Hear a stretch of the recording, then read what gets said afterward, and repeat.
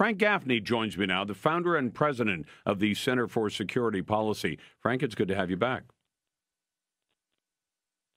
Hello, Frank. It's great to be with you, Lars, as always. Sorry about that, Frank. Sounds like you're on a train headed somewhere, so I know that sometimes we're going to get interruptions. I'm stationary. Very good. Well, that's a good thing. Hey, let's talk about John Bolton for a moment before we get to Mark Zuckerberg. But can we talk today about how this is going to change things when it comes to fighting Sharia supremacy? It remains to be seen. The important thing that I think we can say already is that he understands the problem, and he is concerned about it, as I think we all should be, which is a big improvement over his predecessor, H.R. McMaster, as we talked about off and on over the past year or so. Lars, H.R., I think, did not understand the nature of the ideology that its adherents call Sharia and the supremacism that it commands of them, including the use of jihad as a technique for imposing it on everybody else.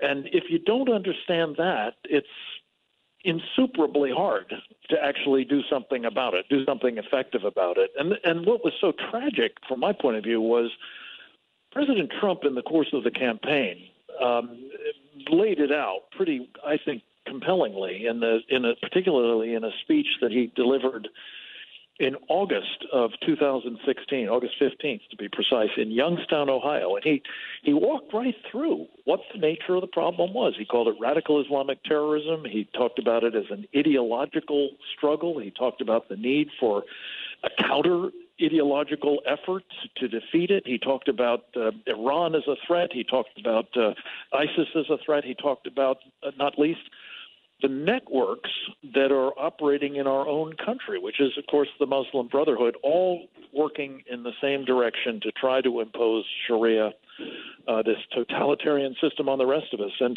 this is something that I think Donald Trump was very poorly served. The American people voted for him to make a course correction. H.R. McMaster wanted no part of it. In fact, the day he arrived in the National Security Council, he announced that he did not agree with the use of the term radical Islamic terrorism.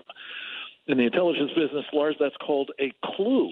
Yeah. There's going to be a problem with his boss. I guess the next question is you and I know John Bolton. You know him better than I do, but Ambassador Bolton is a very straightforward person, and usually when you ask him a question, you get an unvarnished answer. The question is whether those answers going to President Trump are going to produce a change in U.S. policy as we confront this threat. Well, that is the question.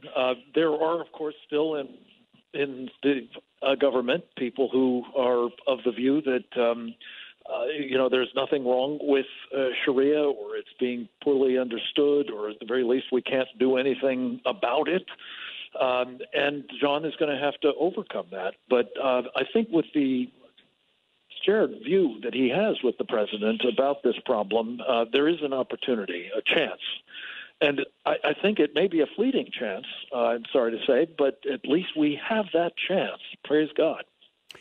I'm talking to Frank Gaffney, who's the founder and president of the Center for Security Policy. Let's shift gears to Mark Zuckerberg, who testified before the Congress today. I played a little soundbite at the beginning of this hour that caught my ear, in which he essentially did a mea culpa, which is probably a smart thing for a CEO of a multi-billion-dollar company to do, to say, okay, we screwed up. I'm not sure he necessarily screwed up, because I think they intended, to use this platform for exactly the purpose it was done for. A few years ago, there were people lauding President Obama for the the brilliance of his team in 2012 getting reelected using some of this very same kind of data.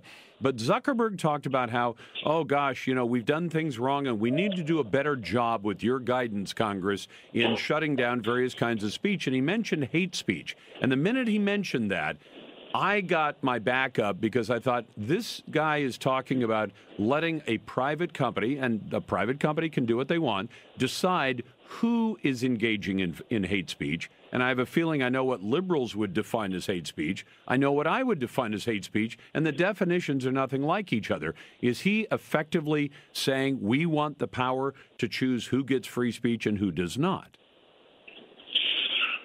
Well, two things. One, let me just say on your first point, being suspicious about this guy, the whole business model of Facebook, let's be clear, is centered on ripping off people's private information and selling it commercially. Yep. That's the nature of what has made this one of the world's most successful corporations in history. So these are really crocodile tears that he's shedding at the moment, and the mea culpas ring hollow to me.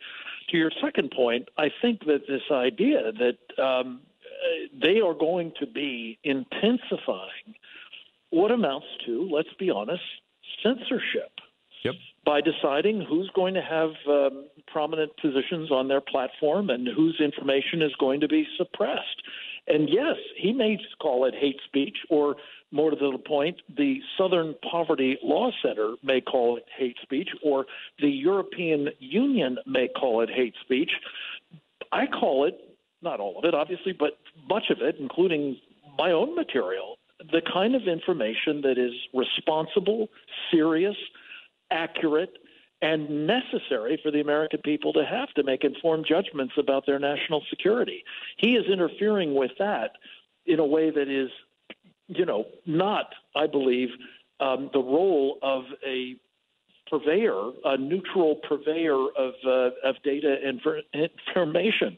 He is becoming an arbiter in a way that I think is very dangerous. And my own view is, Lars, you remember the breakup of Ma Bell, the Bell system. Oh, I do. A couple of decades ago. I think that's what's needed here with Facebook, and for that matter, Google and Twitter and YouTube, the whole lot of them. They're abusing their power. Frank, here's the thing where I get caught on some of my own rules.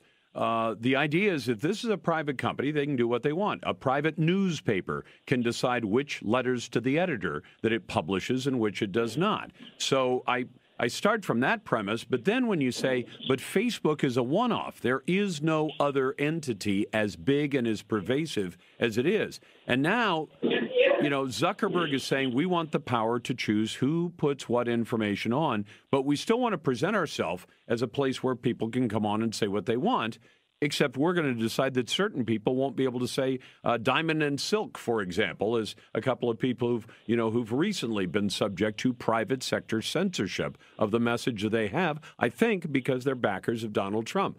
I think Americans should be very wary of that, even if it's coming from a private sector company.